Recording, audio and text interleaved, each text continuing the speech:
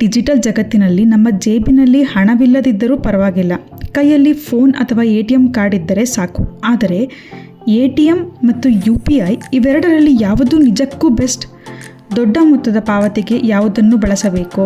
Online ವಂಚನೆಗಳಿಂದ ತಪ್ಪಿಸಿಕೊಳ್ಳುವುದು ಹೇಗೆ? ಈ ಎಲ್ಲ ಪ್ರಶ್ನೆಗಳಿಗೆ ಸರಳ ಮತ್ತು ಖಚಿತ ಉತ್ತರ ಇಲ್ಲಿದೆ. ವಿಡಿಯೋವನ್ನು ಕೊನೆಯವರೆಗೂ ನೋಡಿ.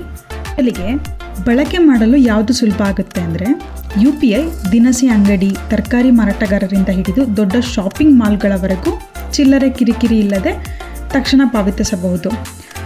ನಗದು ಕ್ಯಾಶ್ ಅನ್ನು ಕೊಂಡೊಯ್ಯುವ ಅಗತ್ಯವೇ ಇಲ್ಲ. ನೆಟ್ವರ್ಕ್ ಇಲ್ಲದಿದ್ದಾಗ ಅಥವಾ ಇಂಟರ್ನೆಟ್ ಕೈಕೊಟ್ಟಾಗ ಜೇಬಿನಲ್ಲಿರುವ ನಗದು ಹಣವೇ ನಮಗೆ ನಿಜವಾಗ್ಲೂ ಆಸರೆ ಆಗುತ್ತೆ. ಆವಾಗ ATM ಬೇಕಾಗುತ್ತೆ. ಪಾವತಿ ಮಿತಿ, ಟ್ರಾನ್ಸಾಕ್ಷನ್ ಲಿಮಿಟ್ಸ್.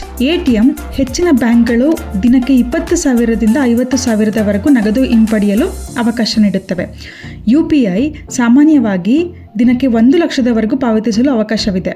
ಆಸ್ಪತ್ರೆ ಅಥವಾ ಶಿಕ್ಷಣ ಸಂಬಂಧಿತ ಪಾವತಿಗಳಿಗೆ ಹೆಚ್ಚಿನ ಮಿತಿ ಇರುತ್ತದೆ. ಶುಲ್ಕಗಳು ಅಂದರೆ ಚಾರ್ಜಸ್. ATMಲ್ಲಿ ನಿಯಮಿತ ಫ್ರೀ ಟ್ರಾನ್ಸಾಕ್ಷನ್ಸ್ಗಳ ನಂತರ ಪ್ರತಿಯೊಂದು ಡ್ರಾಗೂ ಬ್ಯಾಂಕ್ಗಳ ಸೇವಾ ಶುಲ್ಕ ವಿಧಿಸುತ್ತವೆ. UPI ಹೆಚ್ಚಿನ ಸಾಮಾನ್ಯ ಪಾವತಿಗಳಿಗೂ ಉಚಿತವಾಗಿರುತ್ತವೆ. ಈಗ UPI ಬರೀ ಹಣ ಕಳಿಸಲು ಮಾತ್ರ ಸೀಮಿತವಾಗಿಲ್ಲ. UPI 2.0 ಮೂಲಕ ಅದ್ಭುತ ವೈಶಿಷ್ಟ್ಯಗಳು ಬಂದಿವೆ. UPI ಲೈಟ್ ಚಿಕ್ಕ ಮೊತ್ತದ ಪಾವತಿಗಳಿಗೆ, ಉದಾಹರಣೆಗೆ 500ಕ್ಕಿಂತ ಕಡಿಮೆ, ಪಿನ್ ನಮೂದಿಸದೆ ಕ್ಷಣಾರ್ಧದಲ್ಲಿ ಪಾವತಿಸಬಹುದು. ಇದರಿಂದ ಬ್ಯಾಂಕ್ ಸರ್ವರ್ ಸಮಸ್ಯೆ ಎದುರಾಗುವುದಿಲ್ಲ. Credit card on UPI. ಈಗ ನಮ್ಮ ರೂಪೇ ಕ್ರೆಡಿಟ್ ಕಾರ್ಡ್ ಅನ್ನು UPIಗೆ ಲಿಂಕ್ ಮಾಡಿ ಪಾವತಿಸಬಹುದು. ಆಟೋಪೇ ವ್ಯವಸ್ಥೆ ಕೂಡ ಇದೆ. ಅಂದರೆ SIP ಅಥವಾ OTT ಸಬ್ಸ್ಕ್ರಿಪ್ಷನ್ಸ್ ಅಥವಾ ಕರೆಂಟ್ ಬಿಲ್ಲನ್ನು ಪ್ರತಿ ತಿಂಗಳು ಆಟೋಮೆಟಿಕ್ಕಾಗಿ ಪಾವತಿಯಾಗುವಂತೆ ಹೊಂದಿಸಬಹುದು. ಟೆಕ್ನಾಲಜಿ ಬೆಳೆದಂತೆ ವಂಚನೆಗಳು ಹೆಚ್ಚುತ್ತಿವೆ. ಆದ್ದರಿಂದ ಈ ಸುರಕ್ಷಿತ ಸೂತ್ರಗಳನ್ನು ನೆನಪಿಡಿ. ATMನಲ್ಲಿ ಕಾರ್ಡ್ ಸ್ಕಿಮ್ಮಿಂಗ್. ATM ಮೆಷಿನ್ನ ಕಾರ್ಡ್ ಹಾಕುವ ಜಾಗ ಅಥವಾ ಕೀಪ್ಯಾಡ್ ಲೂಸ್ ಆಗಿದೆಯಾ ಅಂತ ಪರಿಶೀಲಿಸಿ. ಪಿನ್ ಭದ್ರತೆ. ಪಿನ್ ನಮೂದಿಸುವಾಗ ಇನ್ನೊಂದು ಕೈಯಿಂದ ಕೀಪ್ಯಾಡನ್ನು ಮುಚ್ಚಿಕೊಳ್ಳಿ. UPIನಲ್ಲಿ ವಹಿಸಬೇಕಾದ ಎಚ್ಚರ. ಚಿನ್ನದಂತಹ ನಿಯಮ. ನಿಮ್ಮ ಖಾತೆಗೆ ಹಣ ಬರಬೇಕಾದರೆ ಮನಿ ರಿಸೀವ್ ಮಾಡಲು ನೀವು UPI ಪಿನ್ ನಮೂದಿಸುವ ಅಗತ್ಯವೇ ಇಲ್ಲ.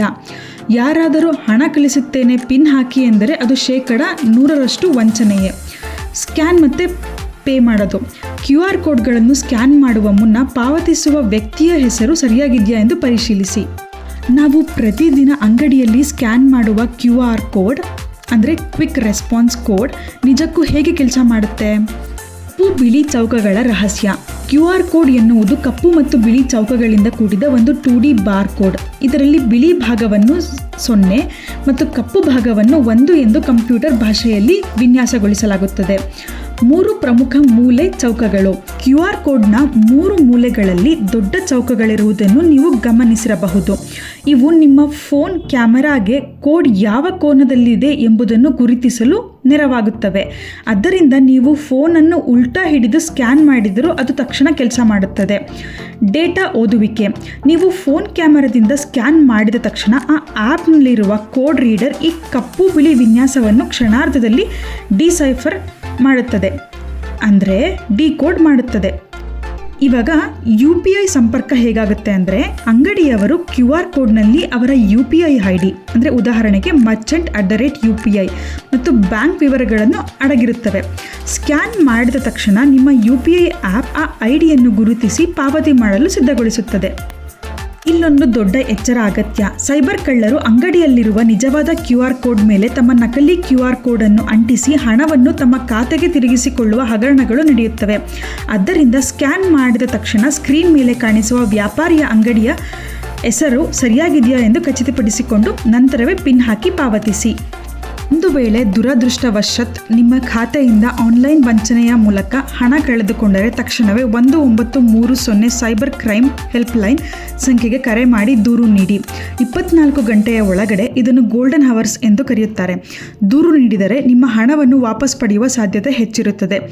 ಬ್ಯಾಂಕ್ ಅಕೌಂಟ್ ಮತ್ತು ಕಾರ್ಡ್ ಬ್ಲಾಕ್ ಮಾಡುವುದು. ನಿಮ್ಮ ಫೋನ್ ಅಥವಾ ATM ಕಾರ್ಡ್ ಕಳೆದುಕೊಂಡರೆ ತಕ್ಷಣವೇ ನಿಮ್ಮ ಬ್ಯಾಂಕ್ ಕಸ್ಟಮರ್ ಕೇರ್ಗೆ ಕರೆ ಮಾಡಿ ಅಥವಾ ಮೊಬೈಲ್ ಬ್ಯಾಂಕಿಂಗ್ ಆ್ಯಪ್ ಮೂಲಕ ಕಾರ್ಡ್ ಅಥವಾ UPI ಸರ್ವಿಸನ್ನು ಬ್ಲಾಕ್ ಮಾಡಿ. ಗೂಗಲ್ನಲ್ಲಿ ಸಿಗುವ ಬ್ಯಾಂಕ್ ಅಥವಾ UPI ಆ್ಯಪ್ಗಳ ನಕಲಿ ಕಸ್ಟಮರ್ ಕೇರ್ ಸಂಖ್ಯೆಗಳಿಗೆ ಕರೆ ಮಾಡಬೇಡಿ. ಅಧಿಕೃತ ಆ್ಯಪ್ ಅಥವಾ ನಿಮ್ಮ ಬ್ಯಾಂಕ್ ಪಾಸ್ಬುಕ್ನಲ್ಲಿರುವ ಸಂಖ್ಯೆಯನ್ನು ಮಾತ್ರ ಬಳಸಿ. ಕೊನೆಯದಾಗಿ ಒಂದು ಪ್ರಮುಖ ಎಚ್ಚರಿಕೆ, ನೀವು ಎಷ್ಟು ಜಾಗರೂಕರಾಗಿದ್ದರೂ ಕೆಲವೊಮ್ಮೆ ಸೈಬರ್ ವಂಚನೆಗಳಾಗುವ ಅಪಾಯವಿರುತ್ತದೆ.